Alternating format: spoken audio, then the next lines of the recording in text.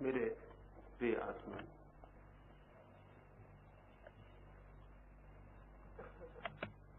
एक सम्राट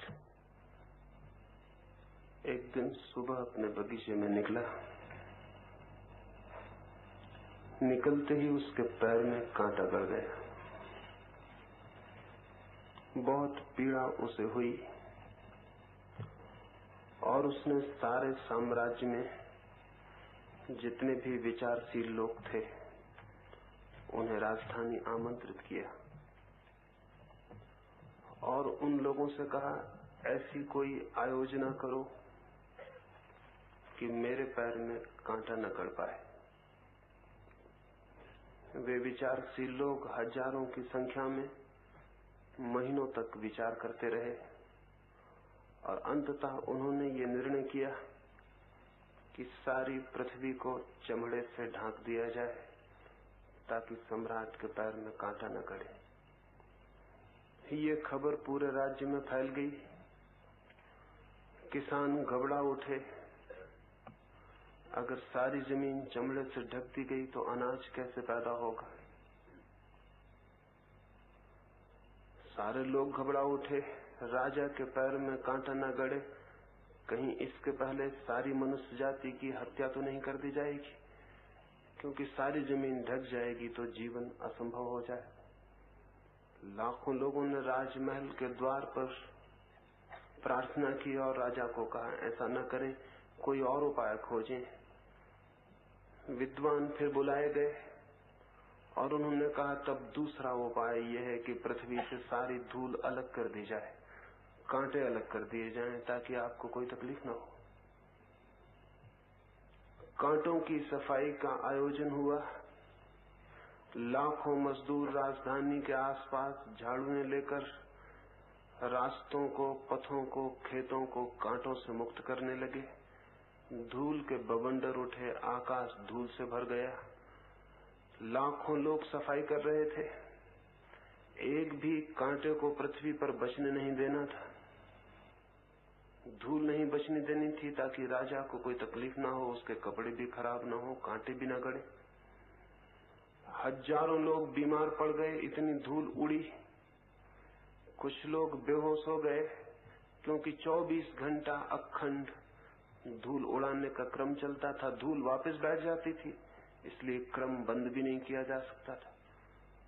सारी प्रजा में घबराहट फैल गई। लोगों ने राजा से प्रार्थना की, ये क्या पागलपन हो रहा है। इतनी धूल उठा दी गई है कि हमारा जीना दूभर हो गया, सांस लेना मुश्किल है। कृपा करके ये धूल के बादल वापस बिठाए जाएं, कोई और रास्ता खोजा जाए। फिर हजारों मजदूरों को कहा गया कि वे जाके पानी भरें और सारी पृथ्वी को सींचें। नदी और तालाब सूख गए। लाखों भिश्तियों ने सारी राजधानी को, राजधानी के आसपास की भूमि को पानी से सींचा। कीचड़ मच गई, गरीबों के झोपड़े बह गए, बहुत मुसीबत खड़ी हो गई। फिर राजा से प्रार्थना की गई कि ये क्या हो रहा है, क्या आप हमें जीने न देंगे? क्या आपके पैर में कांटा लगता है तो हम सबका जीवन मुश्किल हो जाएगा? कोई और सरल रास्ता खोजें। और तभी एक बूढ़े आदमी ने आके राजा को कहा, मैं ये जूता आपके लिए बना लाया हूं, इसे पहन ले, कांटा फिर आपको न गड़ेगा और हमारा जीवन भी बच जाएगा। राजा हैरान हुआ, इतना सरल उपाय भी हो सकता था क्या? पैर ढके देखकर वो चकित हो गया। क्या कोई इतना बुद्धिमान मनुष्य भी था जितने इतनी सरलता से बात हल कर दी जिसे लाखों विद्वान हल न कर सके? करोड़ों रुपया खर्च हुआ, हजारों लोग परेशान हुए। इतनी सरल बात थी और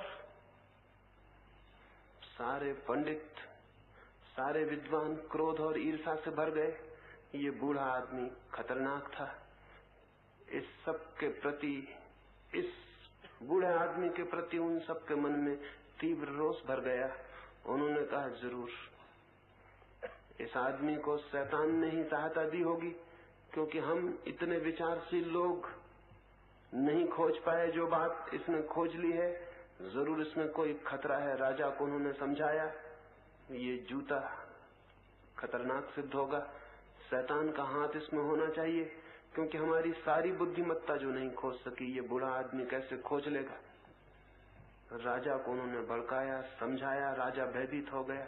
उस बूढ़े आदमी को सूली दे दी गई। वो पहला समझदार आदमी सूली पे चढ़ा।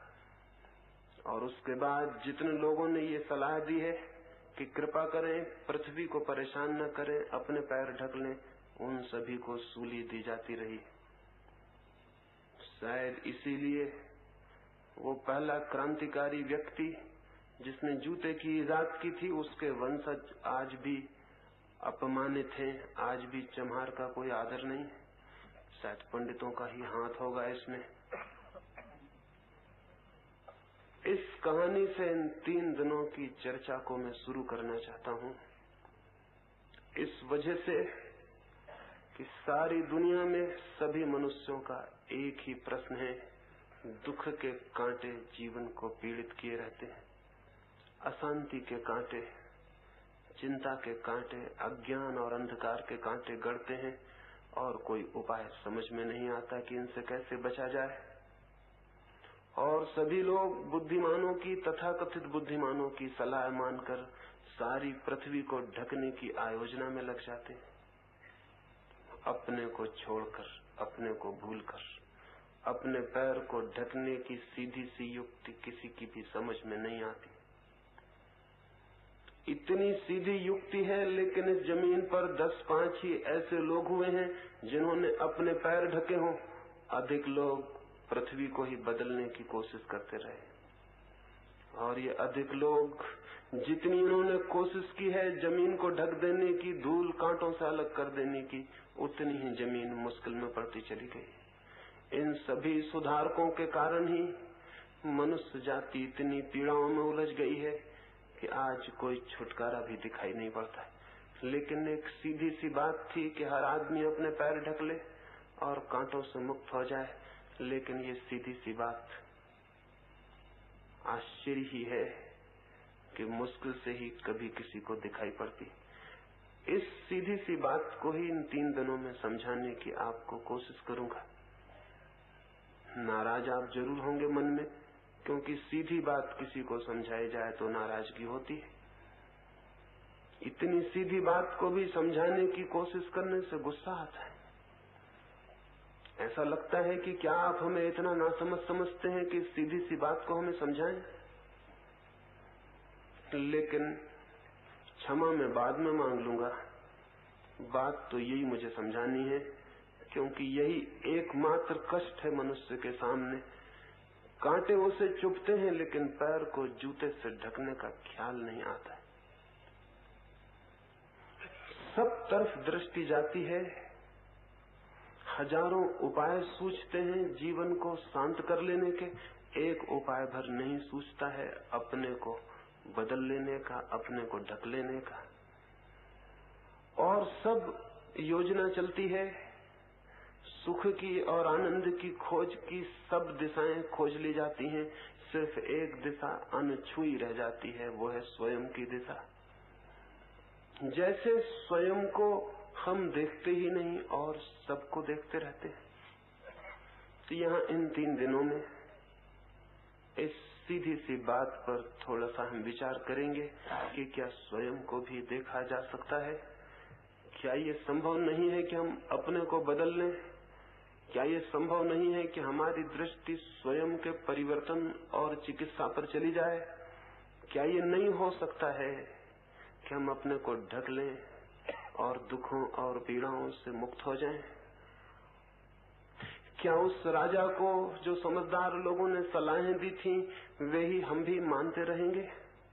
क्या उस बूढ़े और सीधे आदमी की बात हमारे ख्याल में भी नहीं आएगी? इसी संबंध में थोड़ी सी बातें इन 3 दिनों में आपसे कहूंगा। इसके पहले कि वे 3 दिनों की चर्चाएं शुरू हों, कुछ और थोड़ी सी प्राथमिक बातें आज ही मुझे कह देनी है, क्योंकि आज रात से जो 3 दिन का जीवन शुरू होगा उसे मैं चाहूंगा, आपका मन भी चाहता होगा, इसलिए आप यहाँ आए हैं, कि कि वे 3 दिन उपलब्धि के दिन हो जाएं। उन 3 दिनों में कोई झलक, कोई किरण जीवन के अंधेरे को आलोकित कर दे। उन 3 दिनों में कोई मार्ग सूझ जाए, उलझाव के बाहर निकलने की कोई दिशा ख्याल में आ जाए।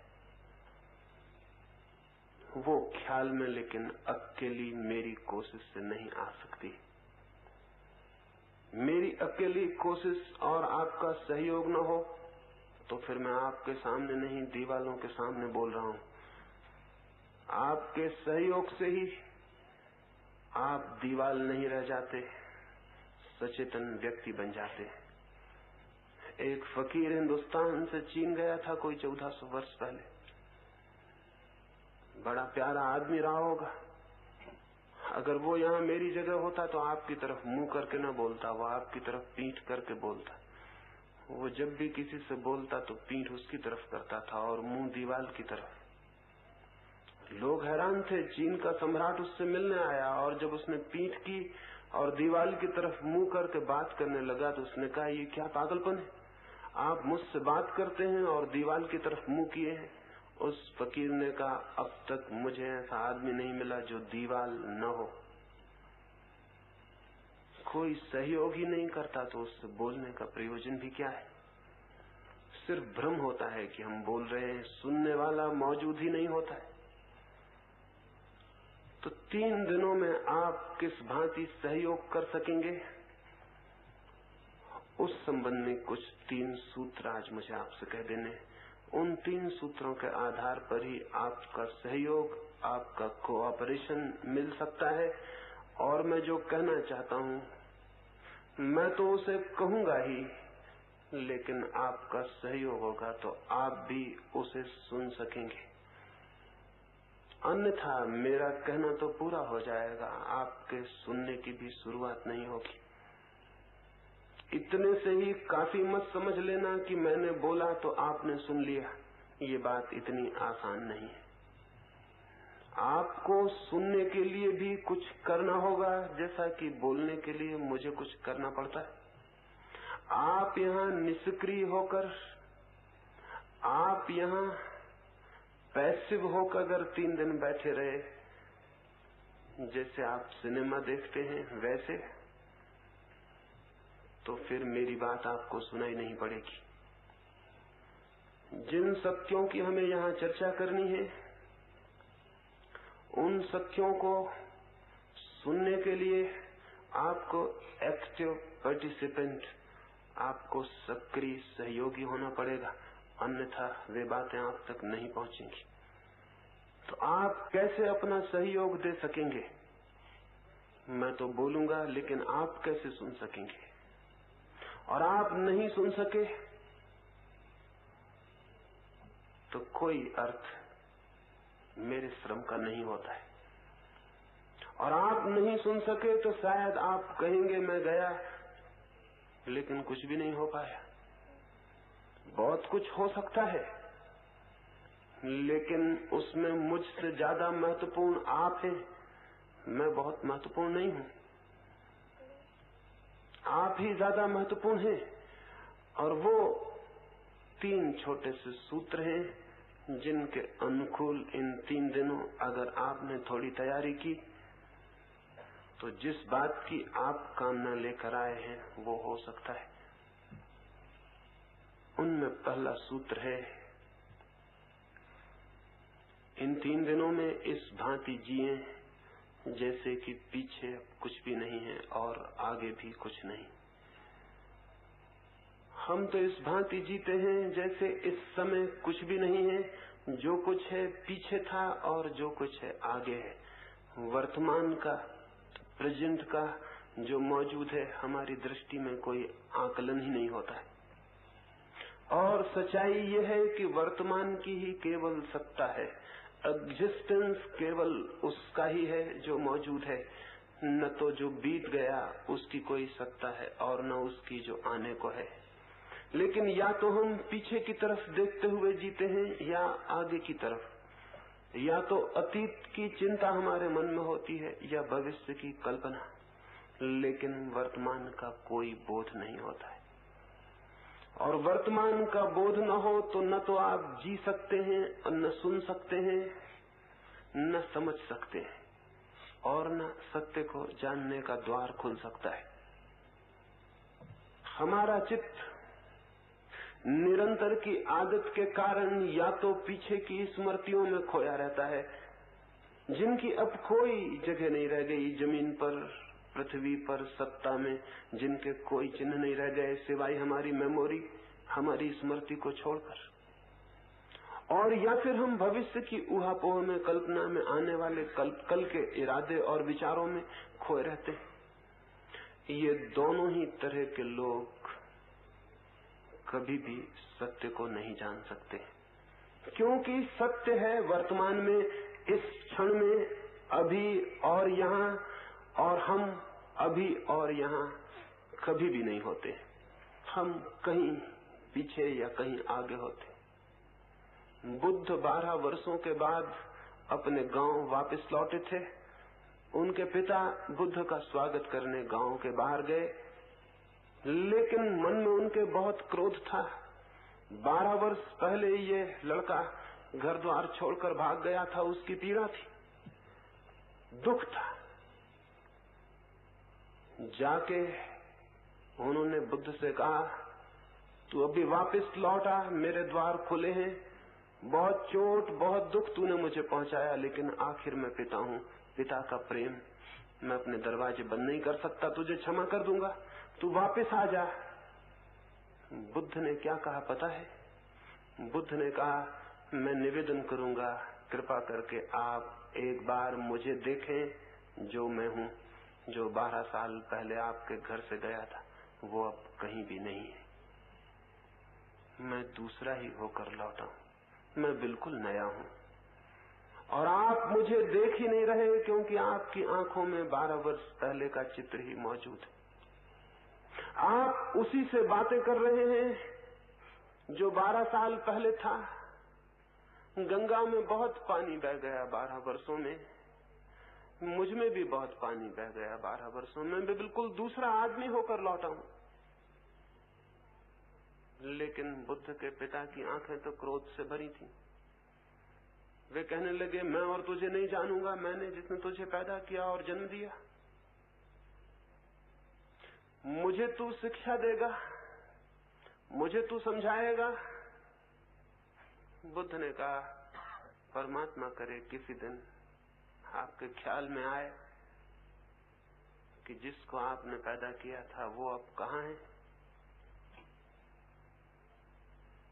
मैं निवेदन करता हूं, एक बार मुझे देखें जो मैं हूं। पता नहीं बुद्ध के पिता देख पाए या नहीं, हम भी नहीं देख पाते, हम भी पीछे पीछे अटके रह जाते हैं। और जिंदगी रोज बदल जाती है,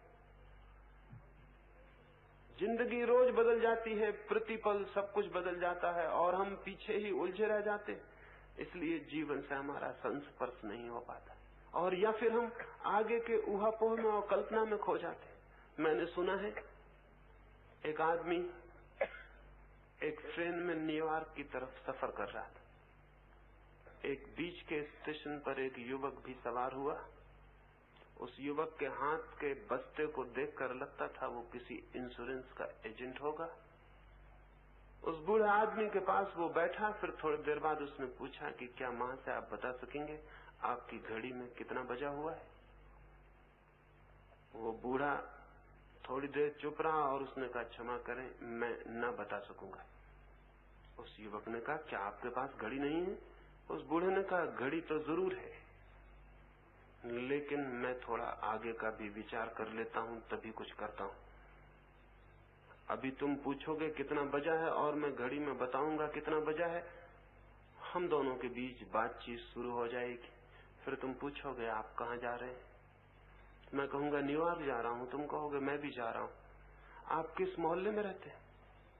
तो मैं अपना मोहल्ला बताऊंगा। संकोच बस मुझे कहना पड़ेगा, अगर कभी वहां आए तो मेरे घर भी आना, मेरी जवान लड़की, तुम घर आओगे निश्चित ही उसके प्रति आकर्षित हो जाओगे। तुम उससे कहोगे कि चित्र देखने चलती हो, वो जरूर राजी हो जाएगी।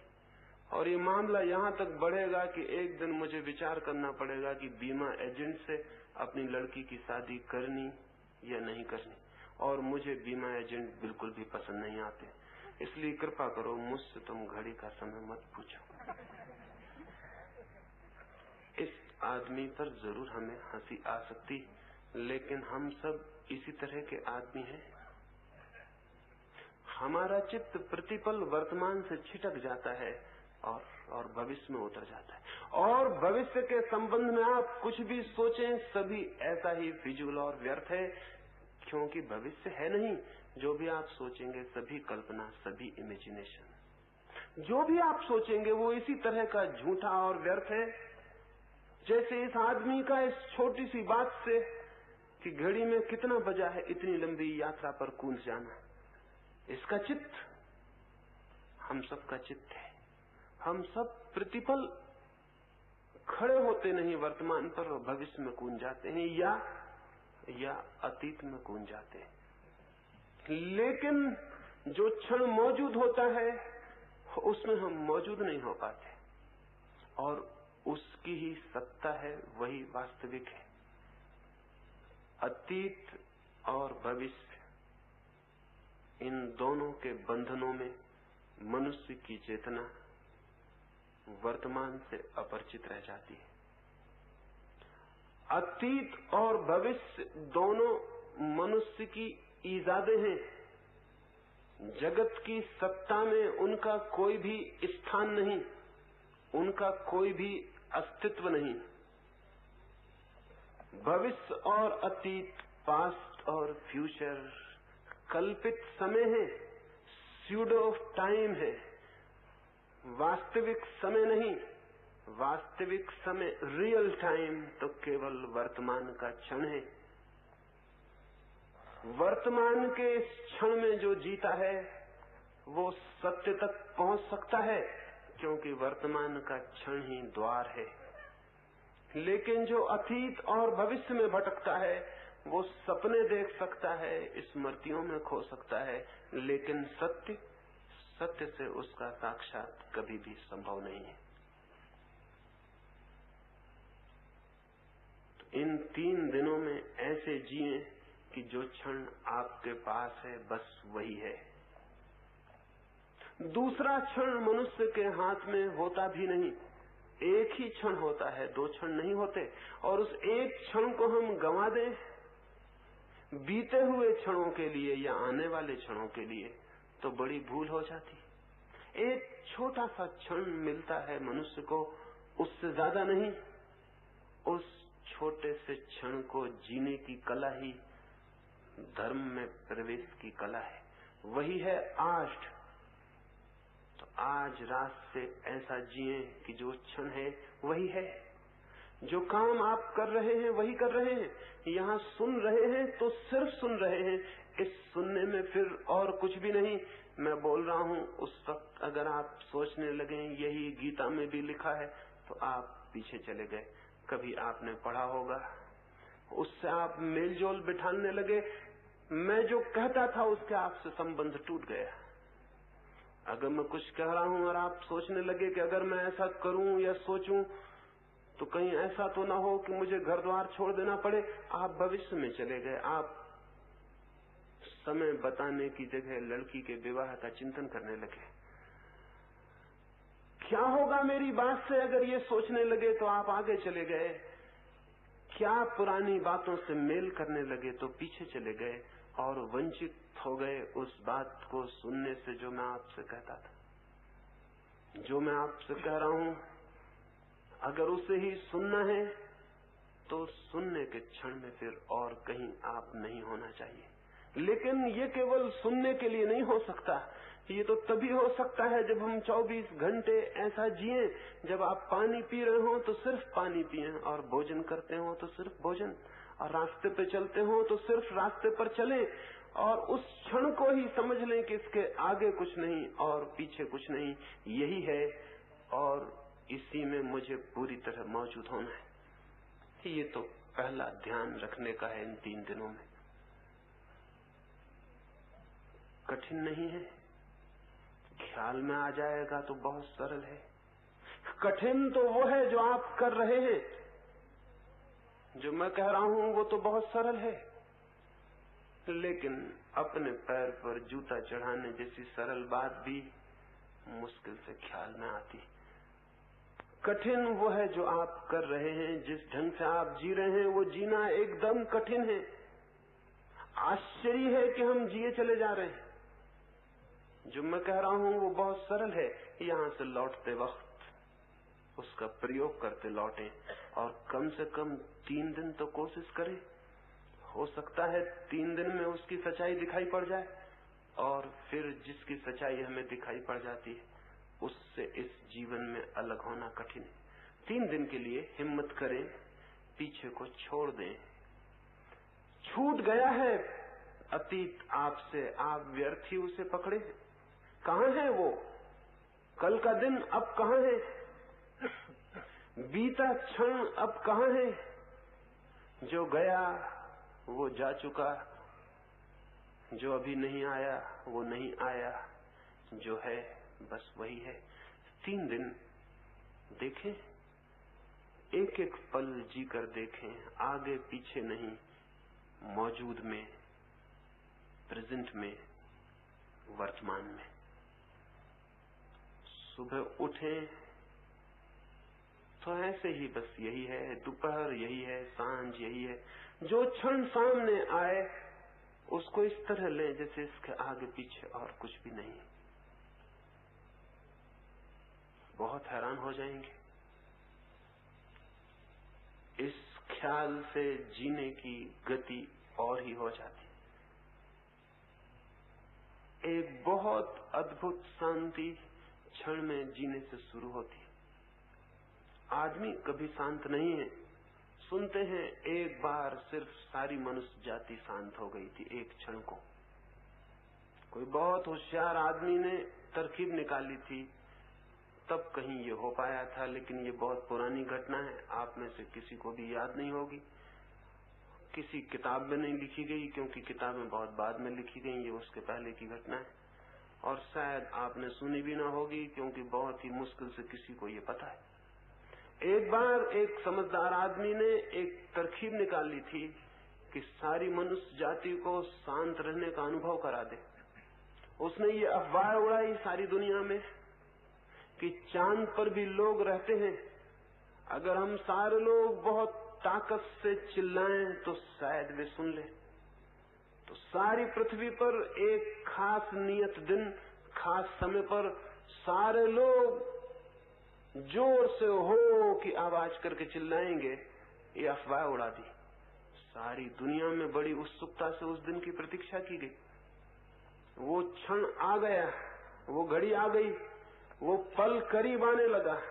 सारे दुनिया के लोग, बच्चों से बूढ़ों तक तैयार थे, क्योंकि सारे लोग चिल्लाएंगे तो ही शायद चांद तक रहने वाले लोगों तक आवाज पहुंच सके और उनसे संबंध पैदा करना था। ठीक क्षण भी आ गया, लेकिन कोई भी नहीं चिल्लाया, क्योंकि हर एक सोचता था कि मैं चुप रह जाऊं तो इतनी बड़ी आवाज सुनने का मौका फिर दोबारा आने वाला नहीं। सब चिल्लाएंगे, कितनी अद्भुत आवाज होगी, मैं सुन लूं। और एक के न चिल्लाने से क्या फर्क पड़ेगा।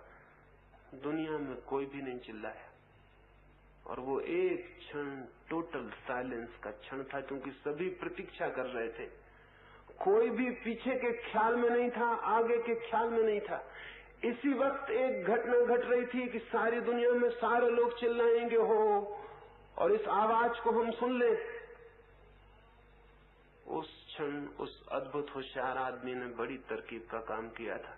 फिर बहुत समय से ऐसा कोई काम नहीं हुआ, और आदमी की जिंदगी में कोई शांति का क्षण नहीं। उस वक्त सारे लोग हैरान रह गए थे। उस पल के बीच जाने पर लोगों को पता चला था कितनी गहरी शांति संभव है, क्योंकि उस क्षण कोई पास्ट नहीं था, कोई फ्यूचर नहीं था। एक उसी पल में घटना घटने वाली थी। जरा चूक गए तो चूक गए, तो सारे लोग सचेत, और प्रत्येक आदमी ने सोचा था मैं सुन लूं। सुना सबने, आवाज नहीं सुनी, शांति सुनी। आवाज तो हुई ही नहीं, लेकिन साइलेंस सुनी। देखें कल से एक एक पल में थोड़ा खड़े होकर, हो सकता है वो शांति आप भी सुन सके, और वो सुन ले तो आपकी जिंदगी दूसरी हो जाती। अगर आप नहीं मानेंगे इस तरह, तो हो सकता है मैं भी किसी दिन अफवाह उड़ाऊं और फिर इस तरह की कोशिश करूं, लेकिन बड़ा कठिन है। आजकल आदमी बहुत समझदार हो गया। पुराने दिन की बात है, लोग राजी हो गए होंगे चिल्लाने को, अब तो शायद ही कोई चिल्लाने को राजी भी हो, और राजी भी हो जाए तो भी शायद शोरगुल सुनने के लिए कोई न रुके, क्योंकि वैसे ही बहुत शोरगुल हो रहा है और अब उस शोरगुल से भी कोई फर्क न पड़ेगा। ये तो पहला सूत्र है, पल पल मोमेंट टू मोमेंट जीने का। दूसरा सूत्र, हम निरंतर एक अजीब बीमारी से ग्रसित हैं, और वो बीमारी है अत्यधिक व्यस्त होने की, ऑक्युपाइड होने की। हर आदमी ऐसा लग रहा है जैसे बहुत भारी काम में उलझा हुआ है।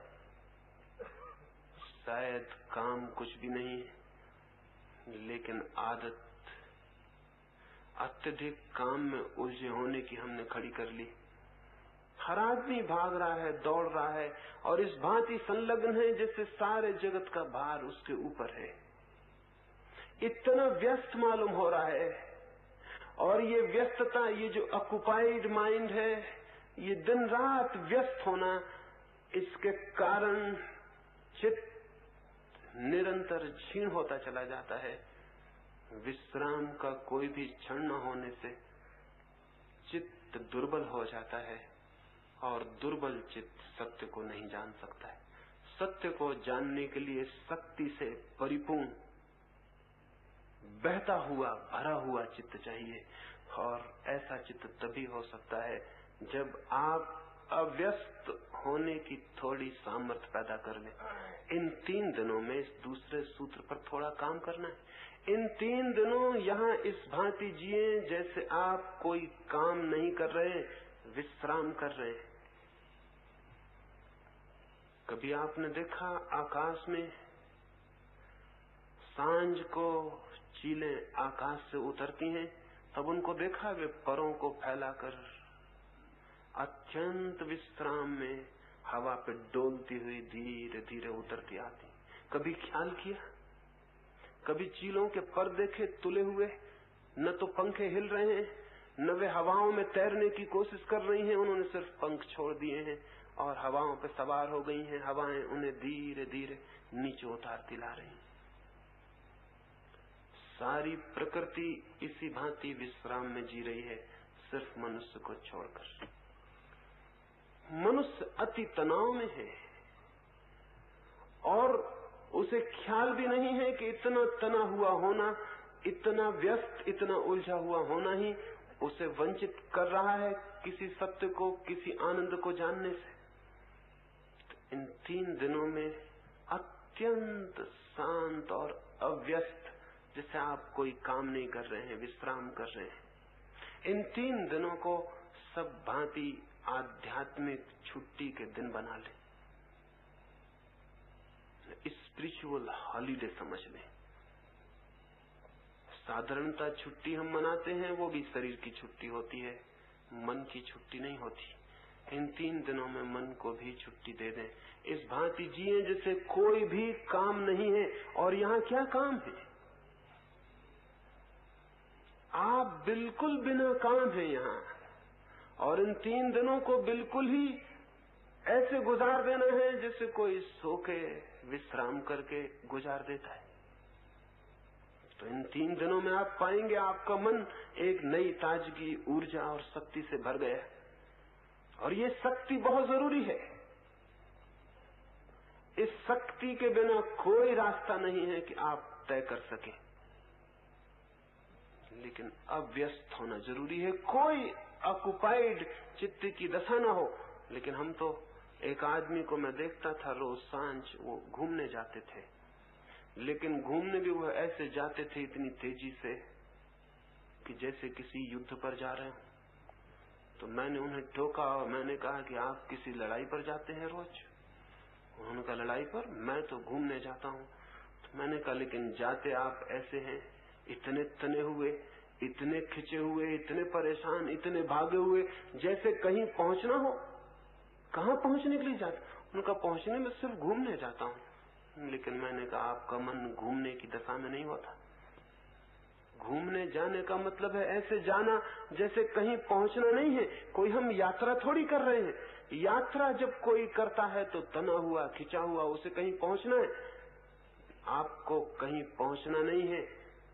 और अगर आप समवेयर कहीं पहुंचने की कोशिश करेंगे तो एक बात तय समझ लेना, वहां नहीं पहुंच सकेंगे जहां आप हैं।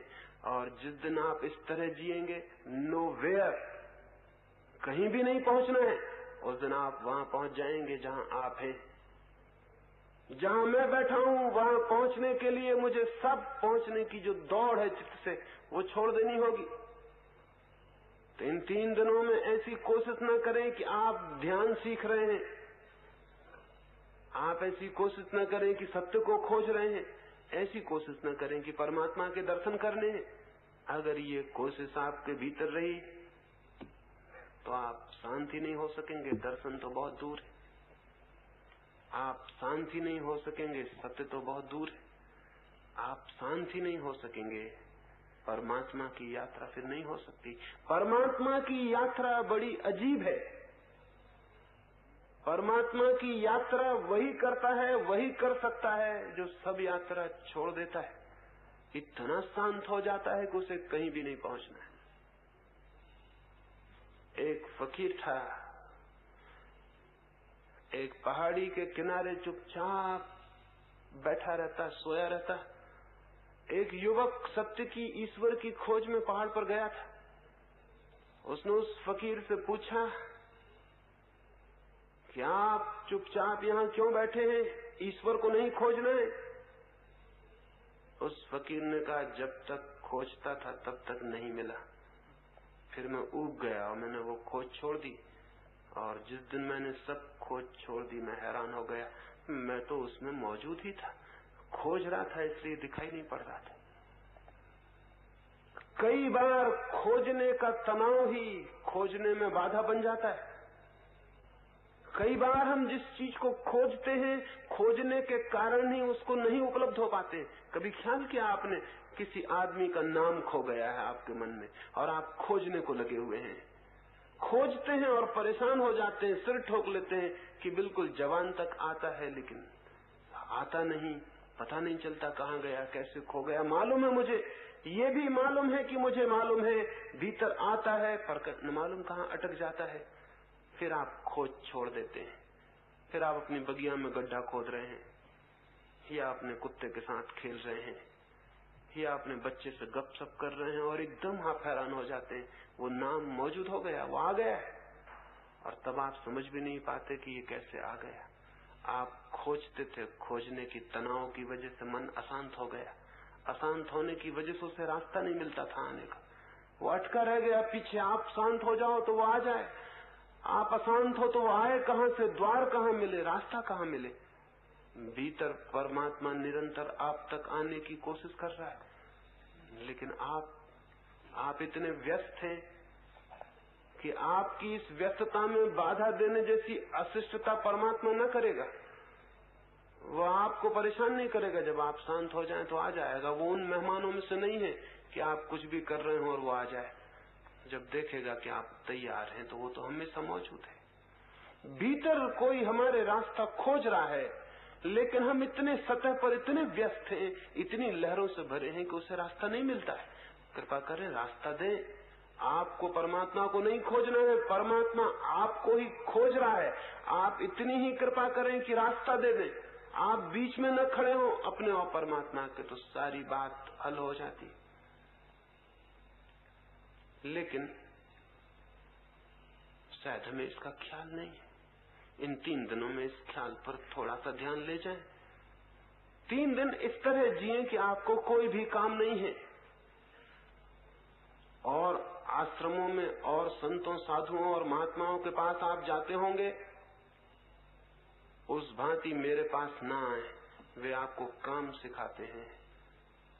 वे सिखाते हैं प्रार्थना करो, पूजा करो, नाम जपो, गीता पढ़ो, ये करो वो करो, बहुत जोर से करो। जितना ज्यादा करोगे, 1000 दफे नाम जपोगे तो 1,00,000 दफे जपोगे तो और फायदा है, 1 करोड़ दफे जपोगे तो और फायदा है। 1 दफे गीता पढ़ोगे तो कम, 1000 दफे पढ़ोगे तो और ज्यादा। 1 उपवास करोगे तो कम, 1000 कर लोगे तो बहुत ज्यादा।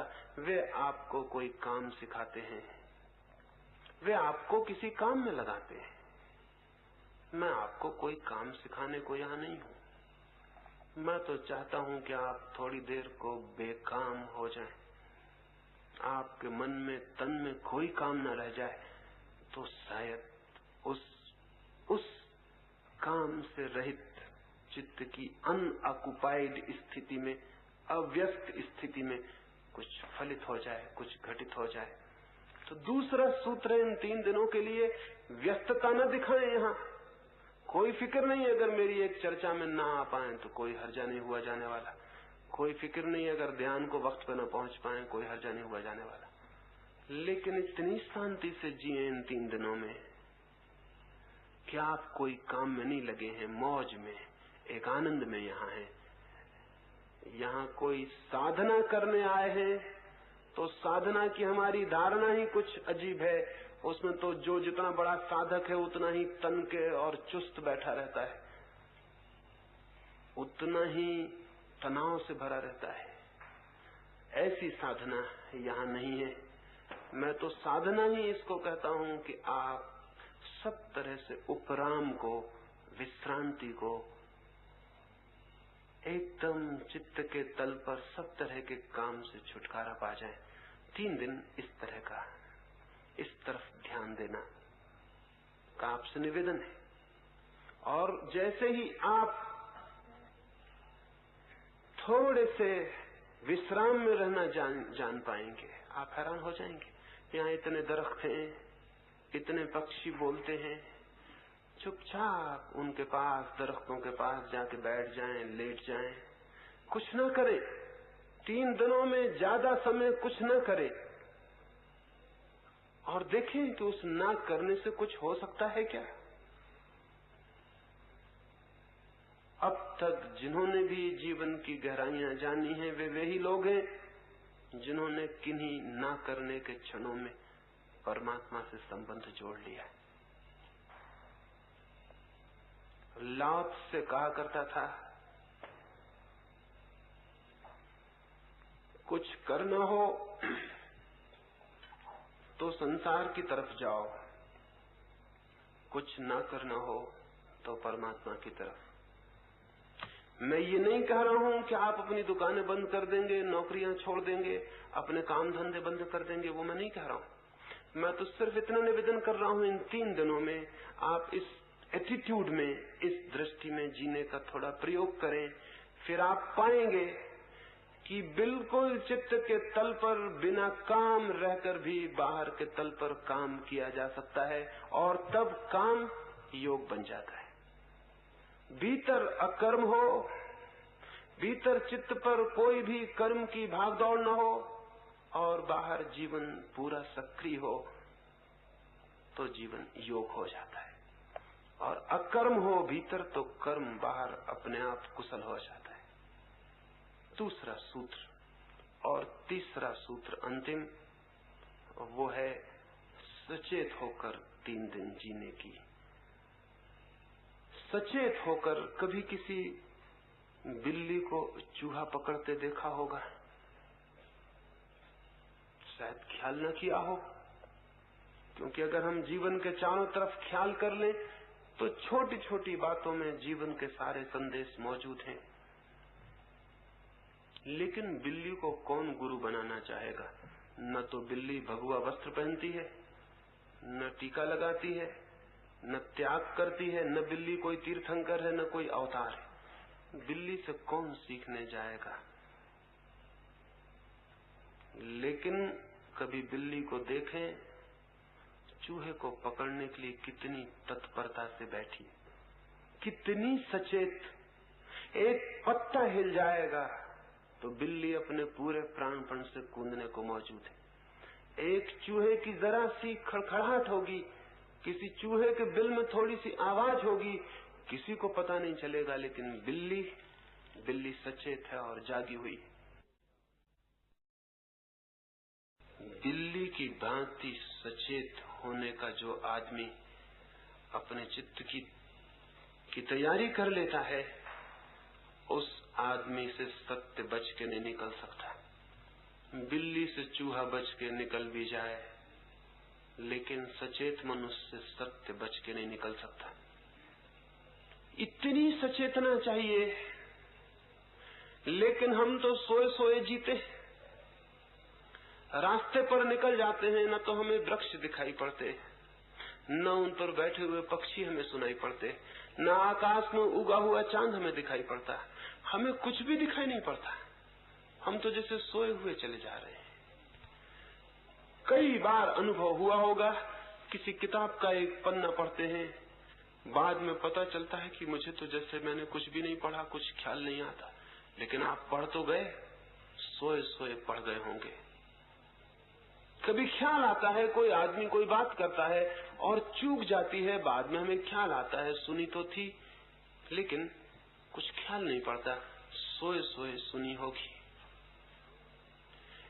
केवल 24 घंटे में मुश्किल से कोई क्षण होता होगा जब हम जाग के जिंदगी को थोड़ा बहुत अनुभव करते हो, अन्यथा हम सोए सोए चलते हैं। एक शिक्षक था, युवकों को दरख्तों पे चढ़ना सिखाता था। एक युवक को सिखा रहा था, एक राजकुमार सीखने आया हुआ था। राजकुमार चढ़ गया था ऊपर की चोटी तक, वृक्ष की ऊपर के शाखाओं तक, फिर उतर रहा था। वो बूढ़ा चुपचाप दरख्त के नीचे बैठा हुआ देख रहा था। कोई 10 फीट नीचे से रह गया होगा युवक, तब वो बूढ़ा खड़ा हुआ और चिल्लाया, सावधान बेटे, सावधान होकर उतरना, होश से उतरना। वो युवक बहुत हैरान हुआ, उसने सोचा या तो ये बूढ़ा पागल है। जब मैं 100 फीट ऊपर था और जहां से गिरता तो जीवन के बचने की संभावना न थी, जब मैं बिल्कुल ऊपर की चोटी पर था तब तो ये कुछ भी नहीं बोला, चुपचाप आंख बंद किए वृक्ष के नीचे बैठा रहा, और अब जबकि मैं नीचे ही पहुंच गया हूं, कोई खतरा नहीं है, तो पागल चिल्ला रहा है, सावधान सावधान। नीचे उतर कर उसने कहा कि मैं हैरान हूं, जब मैं ऊपर था तब तो आपने कुछ भी नहीं कहा, जब डेंजर था, खतरा था, और जब मैं नीचे आ गया जहां कोई खतरा न था। उस बूढ़े ने कहा, मेरे जीवन भर का अनुभव ये है कि जहां कोई खतरा नहीं होता वहीं आदमी सो जाता है, और सोते ही खतरा शुरू हो जाता है। ऊपर कोई खतरा न था, क्योंकि खतरा था और उसकी वजह से तुम जागे हुए थे, सचेत थे, तुम गिर नहीं सकते थे। मैंने आज तक ऊपर की चोटी से किसी को गिरते नहीं देखा, कितने लोगों को मैं सिखा चुका।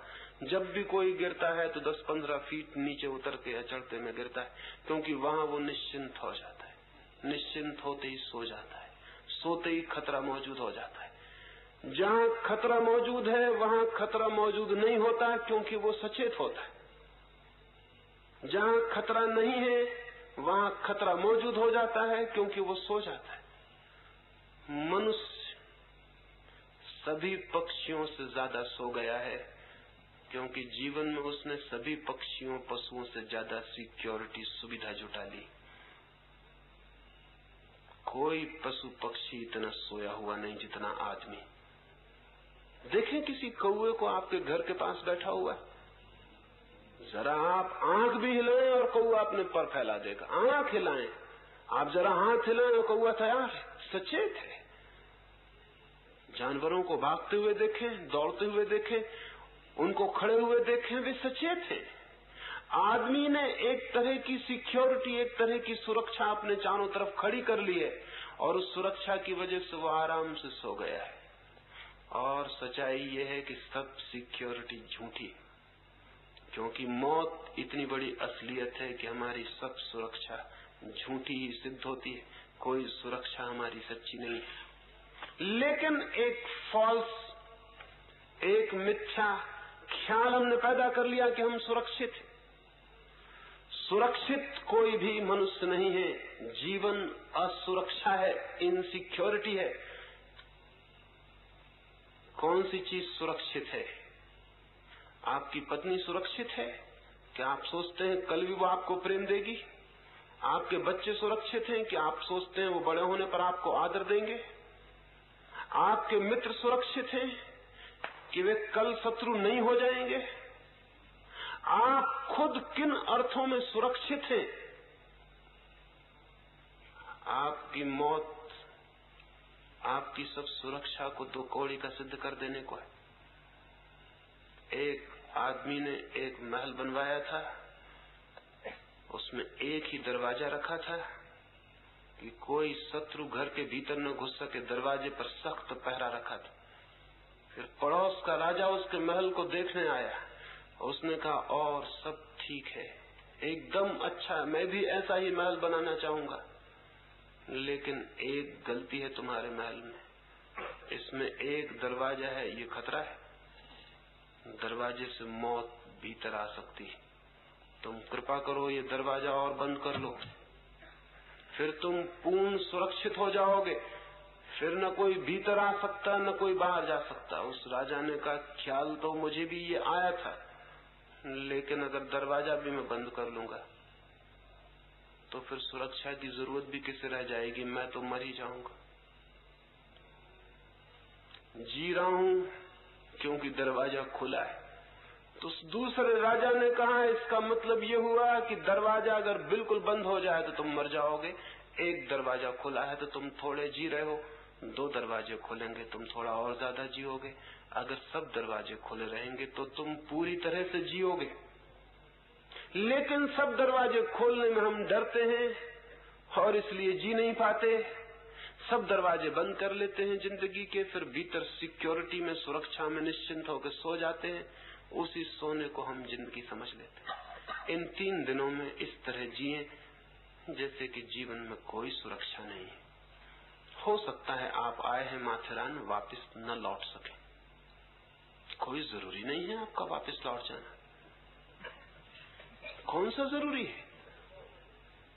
इस बात को मान लेने का क्या कारण है कि आप 400 आए हैं, 400 ही वापस लौट जाएंगे? हो सकता है कोई वापस न लौट पाए। एक दिन तो ऐसा हो गई कि आप कहीं जाएंगे और वहां से वापस न लौट सकेंगे। प्रति घड़ी कोई 1 लाख आदमी अपना जीवन खो देते हैं कहीं न कहीं पृथ्वी पर। आप भी किसी क्षण खो देंगे। वो क्षण यही क्षण हो सकता है, आने वाला क्षण हो सकता है। सुरक्षा कहीं भी नहीं है और सुरक्षा के कारण आप व्यर्थ जो सो रहे हैं वो सारे जीवन को, जीवन के आनंद, उत्फुल्लता से, ज्ञान से वंचित कर रहा है। तो इन 3 दिनों ऐसे जिए जैसे आप जागे हुए हैं, प्रतिपल होश से भरे हुए हैं। एक एक घटना, एक एक पत्थर, एक एक पत्ता, एक एक पत्ते पर चमकती सूरज की रोशनी, चांद की रोशनी बदलियों पर, सब आपको दिखाई पड़ रहा है। आप जागे हुए, सब चीजों के प्रति आप सचेत हैं। जीवन एक खतरा है और आप चेतना से भरे हुए, उठते बैठते सब तरह से जागे हुए। जागे हुए होने का अर्थ एक छोटी कहानी से समझाऊं, फिर मैं अपनी चर्चा पूरी करूं। एक बहुत अद्भुत आदमी था, वो चोरों का गुरु था। सच तो यह है कि चोरों के अतिरिक्त और किसी का कोई गुरु होता ही नहीं। चोरी सीखने के लिए गुरु की बड़ी जरूरत है। तो जहां जहां चोरी वहां वहां गुरु, जहां जहां गुरु वहां वहां चोरी। चोरों का गुरु था, मास्टर थीफ था। उतना जितना कुशल कोई चोर नहीं था। कुशलता थी, वो तो एक टेक्निक था, एक शिल्प था। जब बूढ़ा हो गया तो उसके लड़के ने कहा कि मुझे भी सिखा दे। उसके गुरु ने कहा ये बड़ी कठिन बात है। पिता ने चोरी करनी बंद कर दी थी। उसने कहा ये बहुत कठिन बात है, फिर मैंने चोरी करनी बंद कर दी, क्योंकि चोरी में कुछ ऐसी घटनाएं घटी कि जिनके कारण मैं ही बदल गया। उसके लड़के ने पूछा, कौन सी घटनाएं? उसने कहा, कुछ ऐसे खतरे आए कि उन खतरों में मैं इतना जाग गया, जागने की वजह से चोरी मुश्किल हो गई,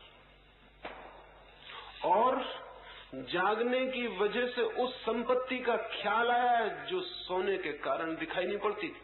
अब मैं एक दूसरी ही चोरी में लग गया हूं, अब मैं परमात्मा की चोरी कर रहा हूं। पहले आदमियों की चोरी करता रहा, लेकिन मैं तुम्हें कोशिश करूंगा, शायद तुम्हें भी ये हो जाए। चाहता तो यही हूं कि तुम आदमियों के चोर मत बनो, परमात्मा के ही चोर बनो, लेकिन शुरुआत आदमियों की चोरी से कर देने में भी कोई हर्जा नहीं है। ऐसे हर आदमी ही आदमी की ही चोरी से शुरुआत करता है। हर आदमी के हाथ दूसरे आदमी की जेब में पड़े होते हैं। जमीन पर दो ही तरह के चोर हैं, आदमियों से चुराने वाले और परमात्मा से चुरा लेने वाले। परमात्मा से चुरा लेने वाले तो बहुत कम हैं जिनके हाथ परमात्मा की जेब में चले जाएं, लेकिन आदमियों की तो हाथ में सारे लोग एक दूसरे की जेब में डाले ही रहते हैं, और खुद के दोनों हाथ दूसरे की जेब में डाल देते हैं तो दूसरों के उनकी जेब में हाथ डालने की सुविधा हो जाती है। स्वाभाविक, क्योंकि अपनी जेब की रक्षा करें तो दूसरे की जेब से निकाल नहीं सकते। दूसरे की जेब से निकालें तो अपनी जेब असुरक्षित छूट जाती, उसमें से दूसरे निकालते हैं। एक म्यूचुअल, एक पारस्परिक चोरी सारी दुनिया में चल रही।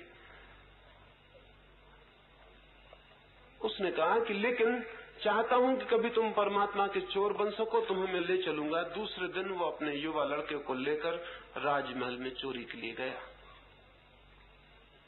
उसने जाके आहिस्ता से दीवार की ईंटें सरकाई।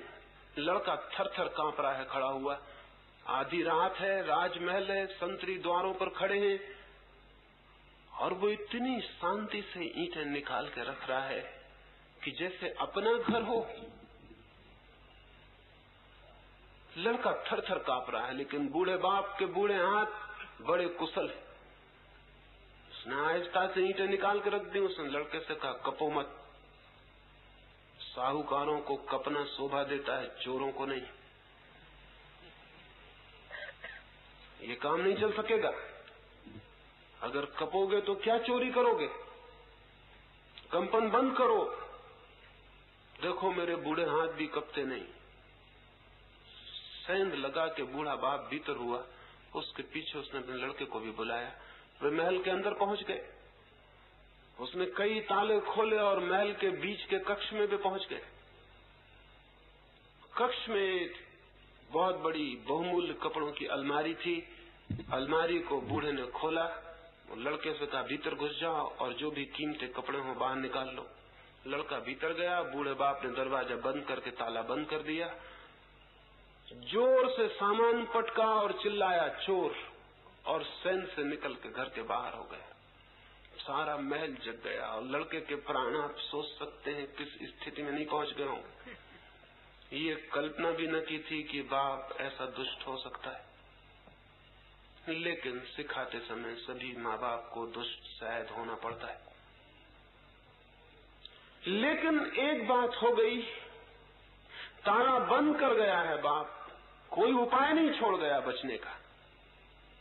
चिल्ला गया है, महल के संतरी जाग गए, नौकर चाकर भाग गए हैं, प्रकाश जल गए हैं, लालटेनें घूमने लगी हैं, चोर की खोज हो रही। चोर जरूर मकान के भीतर है, दरवाजे खुले पड़े हैं, दीवार में छेद है। फिर एक नौकरानी मोमबत्ती लिए हुए उस कमरे में भी आ गई है जहां वो बंद है, और वो अगर वे लोग न भी देख पाए तो भी फर्क नहीं पड़ता, क्योंकि वो बंद है और निकल नहीं सकता, दरवाजे पे ताला है बाहर। लेकिन कुछ हुआ। अगर आप उस जगह होते तो क्या होता? आज रात सोते वक्त जरा ख्याल करना कि उस जगह अगर मैं होता, उस लड़के की जगह, तो क्या होता। क्या उस वक्त आप विचार कर सकते थे? विचार करने की कोई गुंजाइश ही नहीं थी। उस वक्त आप क्या सोचते? सोचने का कोई मौका नहीं था। उस वक्त आप क्या करते? कुछ भी करने का उपाय नहीं था। द्वार बंद, बाहर ताला लगा हुआ है, संतरी अंदर घुस आए हैं, नौकर भीतर खड़े हैं, घर भर में खोजबीन की जा रही। आप क्या करते? उस लड़के के पास करने को कुछ भी नहीं था। न करने के कारण वो बिल्कुल शांत हो गया। उस लड़के के पास सोचने को कुछ नहीं था, सोचने का कोई जगह नहीं थी, गुंजाइश नहीं थी। सो जाने का मौका नहीं था क्योंकि खतरा बहुत बड़ा था, जिंदगी मुश्किल में थी। वो एकदम अलर्ट हो गया। ऐसी अलर्टनेस, ऐसी सचेतता, ऐसी सावधानी उसने जीवन में कभी देखी नहीं थी। ऐसे खतरे को ही नहीं देखा था। और उस सावधानी में कुछ होना शुरू हुआ, उस सचेतना के कारण कुछ होना शुरू हुआ जो वो नहीं कर रहा था, लेकिन हुआ। उसने कुछ अपने नाखून से दरवाजा खरोचा, नौकरानी पास से निकलती थी। उसने सोचा शायद चूहा या कोई बिल्ली कपड़ों की अलमारी में अंदर है। उसने ताला खोला, मोमबत्ती लेके भीतर झांका। उस युवक ने मोमबत्ती बुझा दी। बुझाई ये कहना केवल भाषा की बात है।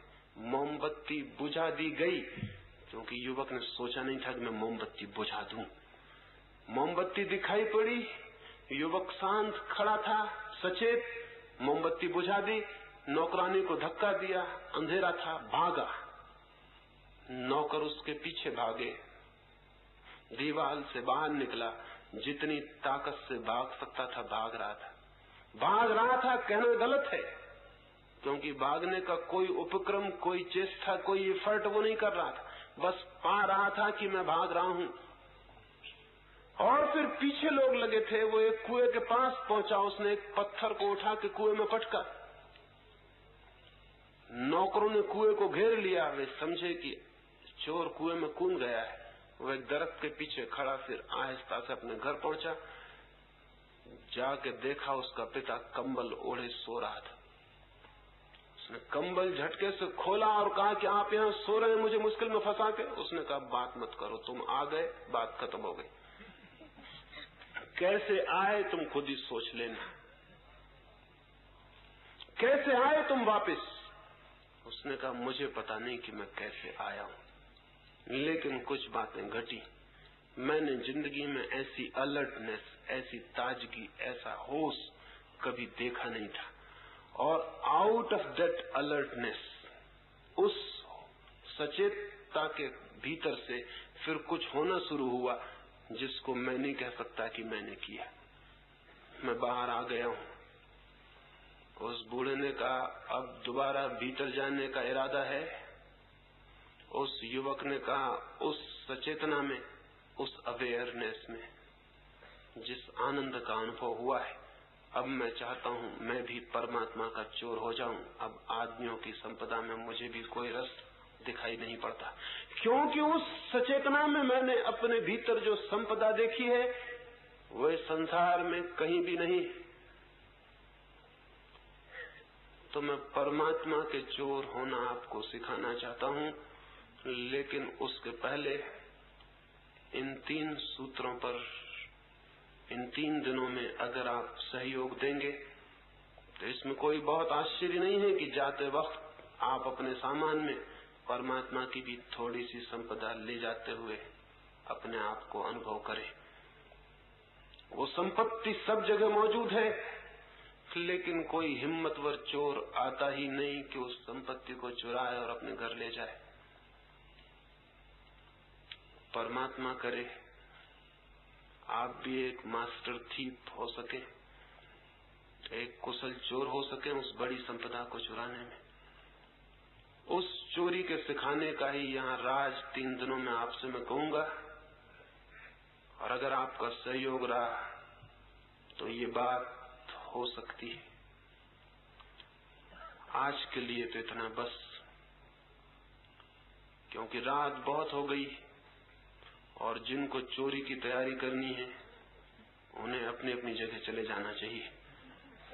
मेरी बातों को इतने प्रेम और शांति से सुना है, इसके लिए बहुत बहुत धन्यवाद। अंत में यही प्रार्थना करता हूं, प्रभु करे वो आशा और वो सपना पूरा हो सके जिसके लिए हम सबके प्राण लालाए थे।